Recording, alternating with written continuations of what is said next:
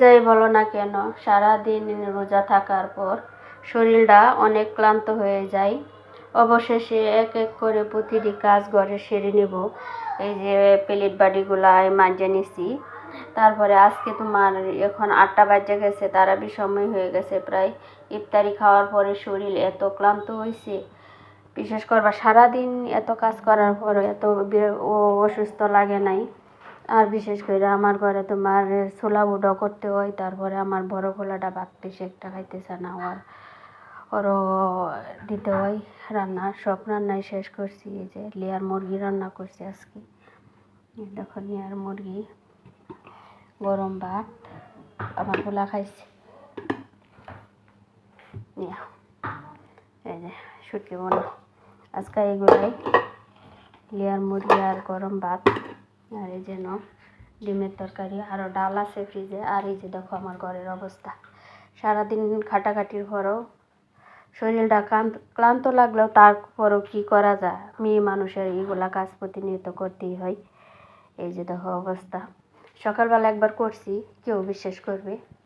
এই দেখো, এই দেখো, আবার এগুলা কাজ করতে হইব। খালি আমার বেডরুমটা একটু মানুষ আছে, আর সবগুলো এলোমেলো। ইফতারি খাওয়ার পর পোলারা এটি সব ক্লান্ত হয়ে যায়।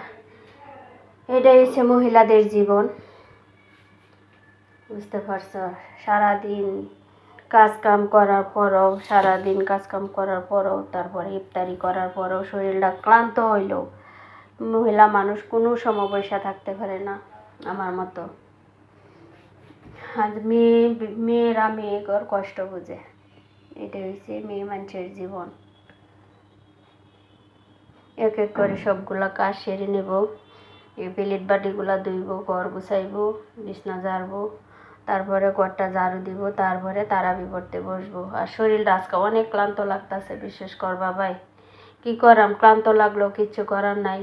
এইগুলা কাজ আমাদের প্রতিনিয়ত সবারই করতে হয়। আমি একলা না, সব মেয়ে মানুষ এগুলাই কাজই করতে হবে। আর বিশেষ করে আমি তোমাদের দেখাইতে পারি না, কারণ আমি এক হাতে ভিডিও করি আর এক হাতে তোমার কাজ করি। এই কারণে আমার ভিডিওর কালার কালেকশন ভালো হয় না। আস্তে আস্তে ভাবছি যে একটা এই ক্যামেরা স্ট্যান্ড কিনবো। বলছিলাম ওর আব্বুরে, ওর আব্বু বলে এগুলা করা লাগবে না, ওর আব্বু আমারে দিতে চায় না, তাও আমি ইচ্ছা হইয়া এগুলা করতেছি। ওর আব্বুর কিন্তু এগুলা পছন্দ না, আমি এগুলার দরকার নাই, তুমি তোমার ঘর সামলাও, এগুলা করার কোনো দরকার নাই। তারপরও বলি যে একটা মেয়ে মানুষ, আমরা তো আর করি না, একটু যদি ব্লগ বানায় কিছু দূর আগাইতে পারি, এটাই হচ্ছে আসল। আর ওই যে থালি বাটি যে দেওয়া, আবার ওইখানে আরও আছে, এগুলো মাজবো। এখন আপাতত এগুলা মাজবো, মাজা রাখবো, তারপর আবার সন্ধ্যে তারাবি করে আইসা সবাই খাইবে। গ্লাসগুলো আগে ধুয়ে লাইছিলাম, এই কারণে কমই। এ পর্যন্তই আমার ভিডিওটা। আল্লাহ হাফেজ।